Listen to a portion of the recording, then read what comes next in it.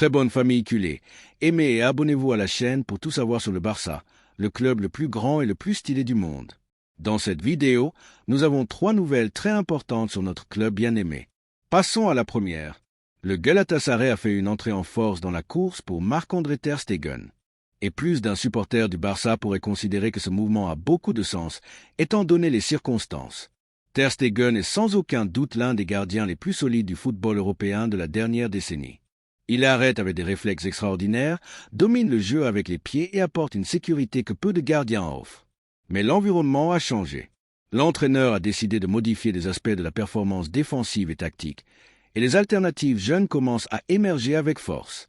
Dans ce contexte, la proposition du Galatasaray, qui, après avoir recruté Leroy Sané, cherche maintenant un gardien expérimenté, a du sens. Il ne s'agit pas de dire que ter Stegen n'a pas cessé de performer, mais de comprendre que peut-être le moment est venu d'ouvrir une nouvelle étape, tant pour lui que pour le club. L'offre turque inclut un salaire net de 5 millions annuels, un chiffre légèrement inférieur à ce qu'il perçoit actuellement, mais dans un projet ambitieux où le gardien serait une pièce centrale et protagoniste, ce qui peut s'avérer très tentant. Sans oublier que le club d'Istanbul se déplace aussi avec astuce.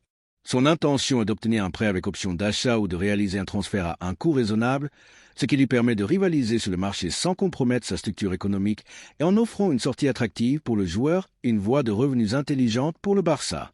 Du point de vue institutionnel, ce serait une opération qui servirait à générer des ressources, peut-être pour investir dans d'autres profils défensifs ou renforcer d'autres lignes prioritaires, et en même temps, permettrait un renouvellement ordonné dans le style de jeu que le staff technique cherche à mettre en œuvre. Beaucoup de supporters se souviennent que, après des années de dévouement et de professionnalisme démontrés, ter Stegen a donné tout ce qu'il pouvait et que, peut-être, le moment est venu d'ouvrir la voie de nouvelles générations et de donner à l'Allemand une destination où il continue de se sentir protagoniste, mais sans la pression constante que signifie défendre le but du Barça chaque semaine. Il semble que le gardien, au moins pour l'instant, maintienne sa position de rester, mais la situation évolue et la porte ouverte par le Galatasaray pourrait être bonne pour tous. Pour lui, en raison du rôle central qu'on lui offre, pour le club, en libérant de la masse salariale et en permettant un mouvement structurel, et pour le projet, car cela s'inscrirait dans une évolution tactique qui cherche des alternatives. Ma question aux supporters barcelonistes est très claire. Trouvez-vous judicieuse la sortie de ter Stegen si elle se concrétise? Voyez-vous une logique à ce que, après tant d'années de service impeccable, on lui donne un pas en avant sans générer plus d'usure? Considérez-vous que ce type de mouvement peut être bénéfique pour les deux parties, permettant au gardien de continuer à performer dans un autre contexte, tandis que le club exécute une transition ordonnée dans une position clé? Visca le club, visca le professionnalisme et visca une décision qui, si elle est bien gérée, peut être positive pour tous. Au cours des dernières années, la performance de ter Stegen a été un sujet de débat au sein du barcelonisme. Personne ne doute de sa capacité technique ni de son engagement envers le club, mais il est également vrai que son impact dans les grands matchs a diminué par rapport à ses premières saisons. La régularité a été présente, mais il n'y a plus ce facteur différentiel qui sauvait des points dans des moments critiques.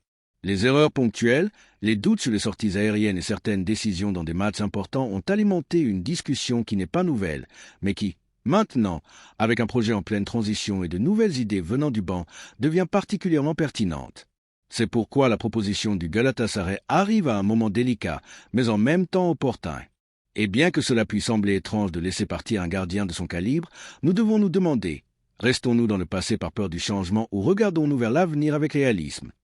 Flick est arrivé avec une mentalité différente, orientée vers le dynamisme, le protagonisme défensif dès l'anticipation et l'utilisation de gardiens qui participent activement à la première phase de construction du jeu, mais aussi qui prennent moins de risques dans des moments clés. Ter Stegen a toujours été efficace, mais ses qualités ne correspondent peut-être plus à 100% à ce qui est requis maintenant. De plus, il ne faut pas sous-estimer l'aspect économique. Le salaire de ter Stegen est l'un des plus élevés de l'effectif. Bien qu'il le mérite pour son parcours, la situation financière actuelle du club ne permet pas de luxe prolongé. Libérer cette fiche pourrait ouvrir de l'espace pour renforcer d'autres zones du terrain et rendre le projet viable à moyen terme. En ce sens, la possibilité de négocier un prêt avec option d'achat ou même une vente directe à bas coût mais avec des variables futures, se présente comme une décision intelligente et stratégique.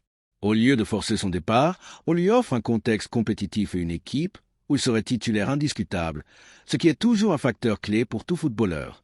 Ce n'est pas une punition ni une perte, c'est une évolution. Et si le gardien comprend qu'il ne sera plus le numéro 1 intouchable, peut-être verra-t-il d'un bon œil un changement d'air qui lui redonne ce protagonisme qu'il apprécie tant. L'histoire du club est pleine de cycles qui se ferment pour donner place à de nouveaux leaders, de nouveaux systèmes et de nouvelles illusions. Si quelque chose a caractérisé le Barça au fil du temps, c'est sa capacité à se réinventer, même dans des moments où il semblait difficile de lâcher des références. Le respect pour Ter Stegen est absolu, mais aussi le besoin de regarder vers l'avenir avec une mentalité constructive. Si l'Allemand décide de rester, il sera le bienvenu tant qu'il performe au niveau attendu. Mais s'il décide d'accepter le défi que lui propose le Galatasaray, il partira la tête haute et avec la reconnaissance d'avoir été l'un des grands gardiens à avoir défendu le bouclier. Et le club, de son côté, doit être prêt à assumer ce changement sans drame ni nostalgie, comme une transition logique et nécessaire. Parfois, les décisions les plus difficiles sont celles qui génèrent le plus de croissance. C'est pourquoi ce dont nous avons besoin maintenant, ce n'est pas de nous accrocher à ce que nous connaissons, mais d'avoir le courage de miser sur ce qui vient. Supporters culés, je vous repose la question. Voyez-vous d'un bon œil cette possible sortie de Ter Stegen? Qu'est-ce qui est le plus important à ce moment? Maintenir le nom ou construire l'avenir à partir d'une base réaliste et durable? Le débat est lancé et, comme toujours, le temps et le terrain auront le dernier mot. Mais nous ne pouvons nier que l'intérêt du Galatasaray représente une opportunité pour repenser non seulement l'avenir d'une position clé, mais aussi la direction que nous voulons prendre en tant qu'équipe. Ronald Araujo pourrait vivre ses derniers jours au club blaugrana. Pour beaucoup de culés, ce n'est pas nécessairement une mauvaise nouvelle.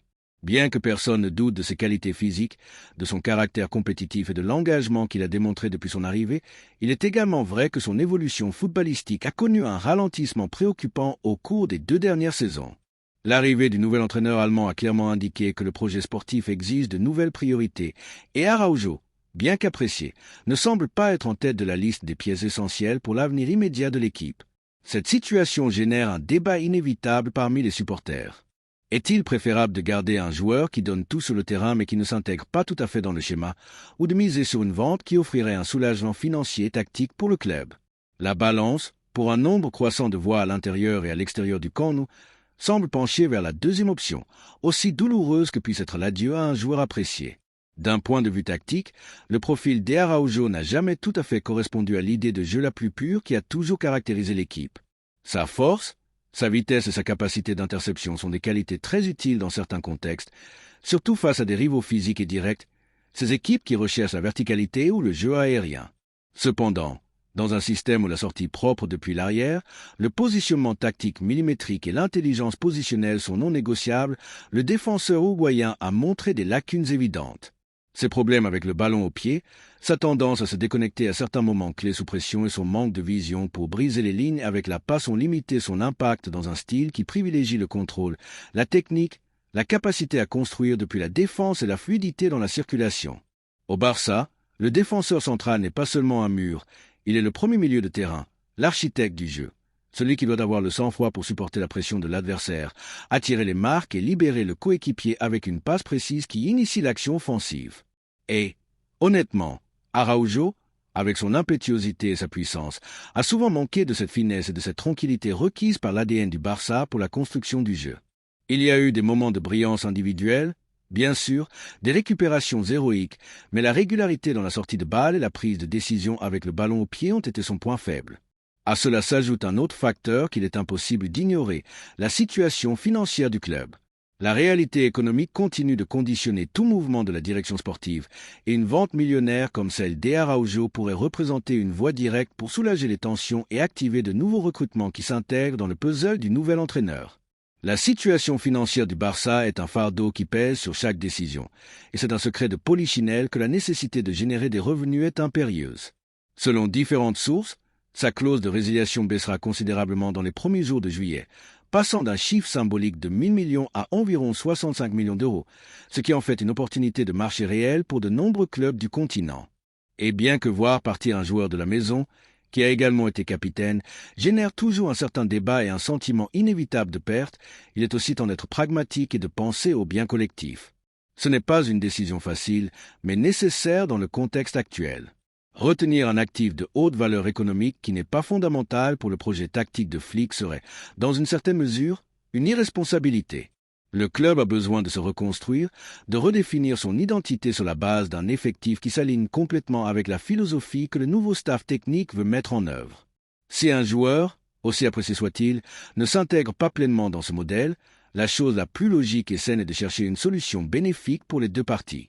Il ne s'agit pas d'une purge ni d'un manque d'appréciation, mais d'une optimisation des ressources. En ce sens, le possible transfert d'Araujo permettrait d'obtenir une somme considérable qui pourrait être réinvestie de manière stratégique. Dans cette position clé, il est essentiel que les joueurs répondent aux besoins immédiats du projet, qu'il s'agisse d'un pivot défensif avec une plus grande capacité de distribution, d'un latéral qui offre plus de profondeur, ou même d'un milieu qui apporte de la créativité dans la zone des trois quarts. De plus, cela allégerait la masse salariale, l'un des grands obstacles lors des manœuvres avec liberté sur le marché des transferts et de l'inscription de nouveaux joueurs, une situation qui a mis le club en difficulté lors des saisons précédentes. La vente d'Araujo n'est donc pas seulement une question économique, c'est un levier pour la restructuration profonde dont le club a besoin. Bien sûr, il ne s'agit pas de mépriser le travail d'Araujo ni d'oublier tout ce qu'il a apporté dans des moments difficiles. Il a été un défenseur courageux, généreux dans l'effort, avec une capacité admirable à s'imposer dans les duels physiques, surtout en 1 contre 1.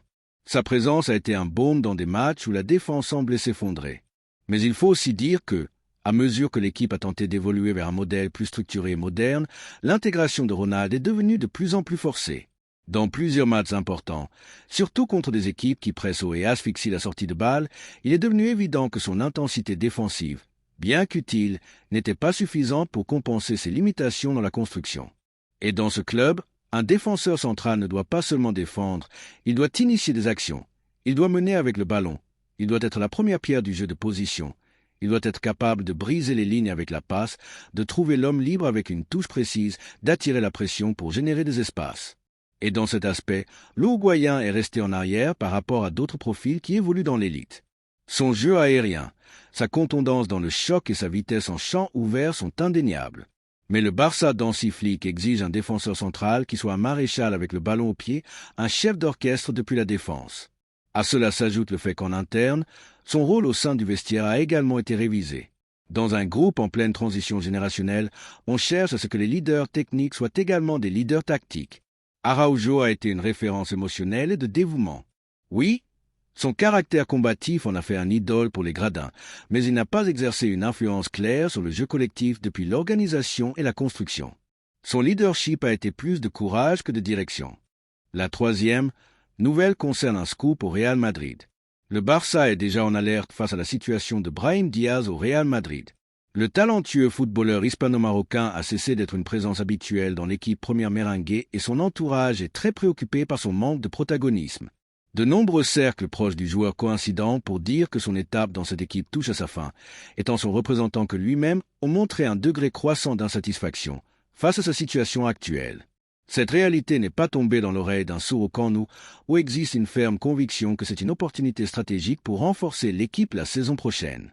Hansi Flick a demandé un profil créatif et dynamique en tant que meneur de jeu. Brahim s'intègre parfaitement dans ce profil. Il brise les lignes, déséquilibre avec le ballon près du pied et possède de l'expérience dans des compétitions exigeantes malgré sa jeunesse. Cette combinaison de facteurs a éveillé l'intérêt du club blaugrana, qui croit pouvoir présenter une proposition attractive si le joueur finit par quitter son environnement actuel. L'arrivée de Xavi Alonso sur le banc du rival n'a pas altéré l'évaluation culée, malgré les bonnes intentions du nouvel entraîneur madrilène et sa disposition à revoir la situation de tous les joueurs pendant la Coupe du Monde des clubs. Les sources de l'entourage de Brahim transmettent qu'il ne croit pas qu'il va jouer plus de minutes. Cette réalité, qui a été déterminante pour la décision de l'ensemble blanc, a été lue au camp comme un signe clair que le joueur cherchera un scénario où il sera protagoniste et non une option de rotation. Bien qu'en public on soutienne sa continuité, la conviction à Madrid est que cette idée perd de la force à mesure que le temps passe, et certains mouvements dans le vestiaire pourraient faciliter sa sortie. La situation contractuelle de Brahim favorise également ce mouvement, bien qu'il soit lié à son club actuel pour les années restantes de son contrat. Le manque de rythme compétitif réduit sa valeur réelle sur le terrain. Cependant, son recrutement par le Barça ne devrait pas représenter un investissement démesuré. Il serait évalué entre un transfert avec des bonus ou un prêt avec option d'achat, un format qui a fonctionné à des occasions précédentes. De plus, la prédisposition du joueur à accepter le défi blaugrana facilite la négociation et rend le plan viable. Maintenant, Sur le plan émotionnel et sportif, le recrutement de Brahim Diaz représente un signal puissant. Dans une équipe qui cherche à renforcer son identité avec des joueurs polyvalents, capables de briser les lignes et de s'adapter avec aisance aux exigences de haut niveau, son arrivée supposerait non seulement une solution tactique, mais un message clair. Le club a une stratégie et sait détecter les talents qui ajoutent. De plus, incorporer un jeune joueur avec de l'expérience internationale et en pleine projection s'intègre dans l'intention de construire une équipe compétitive pour les cycles suivants. Ce type de décision, exécutée avec justesse, renforce à la fois l'effectif et la crédibilité du projet face à un environnement qui valorise les paris bien dirigés. Pour l'instant, au camp, tout est en mode observation stratégique. Laporta est au courant. Les responsables sportifs analysent la viabilité du recrutement et consultent l'entourage technique de Flick. Et bien qu'il n'y ait pas encore de contact formel, la prévision existe. Le club sait qu'il doit se déplacer rapidement s'il veut devancer d'éventuels concurrents et profiter de la situation contractuelle et émotionnelle de Brahim. Personne ne doute que, si les conditions sont réunies, une offre puissante sera faite, cohérente avec le style du Barça, sans faire exploser le marché, mais avec une ferme garantie compétitive. Et vous, les culés, que pensez-vous de ce possible mouvement? Croyez-vous que Brahim Diaz peut devenir une pièce clé pour le projet de Flick? Voyez-vous d'un bon œil le fait de profiter de cette opportunité maintenant que les signaux du Madrid pointent vers une sortie imminente? Le débat est ouvert et les supporters ont toujours été un facteur décisif pour soutenir des mouvements offensifs de ce type. Le club écoute, les analystes étudient et maintenant c'est à vous. Qu'en pensez-vous? Aimeriez-vous voir le Malagueno vêtu de bleu et grenat la saison prochaine? Au-delà de l'analyse purement tactique, il y a un composant symbolique très important dans une possible incorporation de Brahim Diaz au Barça. C'est un joueur qui, bien qu'ayant été lié au rival éternel, n'a jamais fermé la porte à de nouvelles étapes. En fait, en privé, il a avoué ne pas avoir de problème à porter le bleu et grenat si cela signifie faire un pas en avant dans sa carrière professionnelle.